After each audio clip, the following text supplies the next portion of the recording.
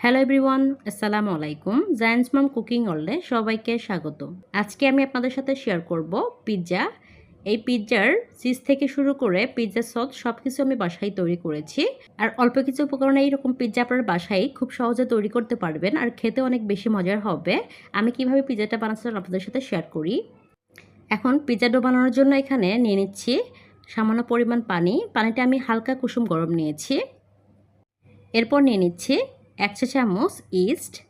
এখানে ইস্টটা একটু ভালো মানের নেওয়ার চেষ্টা করবেন, তাহলে অ্যাক্টিভ হবে খুবই দ্রুত। এরপর দিয়ে দিচ্ছি 1 চা চামচ চিনি। একটু মিশিয়ে নিচ্ছি। চিনিটা গলে আসা পর্যন্ত একটু নেড়ে চেড়ে নিচ্ছি। এখন এখানে দিয়ে দিচ্ছি 1.5 কাপের একটু কম হবে ময়দা। এরপর দিয়ে দিচ্ছি 1 টেবিল চামচ গুঁড়ো দুধ। পিৎজার ডোর মধ্যে অবশ্যই আপনারা গুঁড়ো দুধটা দেওয়ার চেষ্টা করবেন, তাহলে টেস্টটা ভালো আসবে। দিয়ে দিচ্ছি স্বাদ মতো লবণ। এরপর দিচ্ছি 1 টেবিল চামচ সয়াবিন তেল। এখন খুব ভালোভাবে ময়দাটা আমি মেখে একটা ডো বানিয়ে নিচ্ছি। এই পর্যায়ে পিৎজা ডোটা কিন্তু হাতের সাথে লেগে থাকছে। এখন এখানে কিছুটা পরিমাণ তেল দিয়ে দিলেই কিন্তু এটা একদম হাতের সাথে আর লাগবে না, একদম আরও বেশি সফট হয়ে যাবে। কিছুক্ষণ আমি মথে নিয়েছি।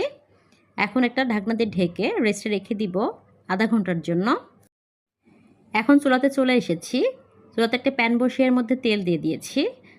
তেলটা হালকা গরম হয়ে আসলে এখানে বোনলেস চিকেন দিয়ে দিচ্ছি কিছুটা পরিমাণ। দিয়ে তেলের মধ্যে কিছু সময় ভেজে নিব। এখন দিয়ে দিচ্ছি এখানে স্বাদমতো লবণ। এরপর দিচ্ছি এখানে হাফ চা চামচের একটু কম হবে গোলমরিচ। দিয়ে দিচ্ছি সয়া সস সামান্য পরিমাণ। যেহেতু চিকেনের পরিমাণটা কম সেই জন্য কম দিচ্ছি। দিয়ে দিচ্ছি আদা রসুন বাটা হাফ চা চামচ। দিয়ে আবার একটু নেড়ে ছেড়ে মশলাগুলোর মধ্যে চিকেনটা ভেজে নিব। চুলার আঁচটা মিডিয়াম টু লোতে রেখে ভেজে নিচ্ছি। চিকেনটা অলমোস্ট রান্না হয়ে গিয়েছে। এখন চুলা থেকে চিকেনটা আমি নামিয়ে নিব। আধা ঘন্টা পর ফিরে এসেছি। ডোটা কিন্তু ফুলে ডাবল হয়ে গিয়েছে। এর ভেতরে যে বাবলগুলো আছে সেটা বের করে দিব। একটু মথে নিচ্ছি। একটু চেপে চেপে এভাবে বাতাসটা বের করে দিচ্ছি। এখন পিৎজা ডোটা 2 হাত দিয়ে একটু মথে নিব, তাহলে কাজটা খুব বেশি ইজি হয়। একটু সময় নিয়ে কাজটা করতে হবে। আমার মথে নেওয়া হয়ে গিয়েছে। এখন আমি পিৎজার শেপ দিয়ে দিব। হাত দিয়ে একটু এভাবে ছড়িয়ে নিচ্ছি।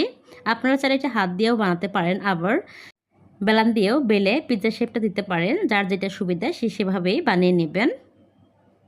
পিৎজার ডোটা যেহেতু রাবারি টাইপের হয় সেই জন্য বানানোতে একটু সময় লাগে। আমি বানিয়ে নিয়েছি। এখন একটা প্লেট নিয়ে নিয়েছি। প্লেটের উপরে কিছুটা পরিমাণ তেল ব্রাশ করে দিচ্ছি, তাহলে পিৎজাটা খুব ইজিলি তুলে নেওয়া যাবে। আপনারা চাইলে প্লেটের উপর বেকিং পেপার বসিয়ে তার উপর পিৎজাটা বসাতে পারেন। আমি সরাসরি পিৎজাটা প্লেটের উপর বসিয়ে দিচ্ছি। এখন পিৎজাটা 4 সাইডে সমান করে নিব, একটু হাত দিয়ে চেপে চেপে। আপনারা অবশ্যই পিৎজাটার উপরে কাঁটা চামচের সাহায্যে একটু ফুটো করে নেবেন, তাহলে এবড়ো থেবড়ো হবে না। এখন আমি একটি বাটি নিয়ে নিয়েছি। এখন এর মধ্যে দিয়ে দিচ্ছি 1.5 টেবিল চামচ টমেটো সস। টমেটো সসটা আমি বাসায় বানিয়ে নিয়েছি। এখন এখানে দিয়ে দিচ্ছি বড় সাইজের 2 কোয়া রসুন কুচি। এখন দিয়ে দিচ্ছি হাফ চা চামচ অরিগানো। আপনারা খুব সহজেই বাসায় পিৎজা সস বানিয়ে নিতে পারেন। এখন পিৎজার উপরে আমি পিৎজা সসটা লাগিয়ে নিব। পিৎজা সসের পরিমাণটা একটু বেশি বানিয়ে পিৎজার উপর লাগিয়ে দিলে কিন্তু খেতে একটু বেশি ভালো লাগে, তাই বেশি দেওয়ার চেষ্টা করবেন। এখন আমি এখানে দিয়ে দিচ্ছি প্রথমে চিজ, তারপরে যে চিকেনটা আমি ভেজে রেখেছিলাম সেটাই ছড়িয়ে দিচ্ছি। এখন দিয়ে দিব পেঁয়াজ। পেঁয়াজটা আমি এরকম চাকচাক করে কেটে নিয়েছি, খুব বেশি পরিমাণ দিব না। এরপর এখানে ক্যাপসিকাম দিতে পারেন, তবে আপনাদের কাছে যদি ক্যাপসিকাম না থাকে সেই ক্ষেত্রে না দিলেও চলবে। ক্যাপসিকাম না দিলে যে আপনার পিৎজা হবে না তা কিন্তু না। এরপর দিয়ে দিচ্ছি এখানে অরিগানো কিছুটা পরিমাণ। এরপর দিয়ে দিব কিছুটা পরিমাণ চিলি ফ্লেক্স।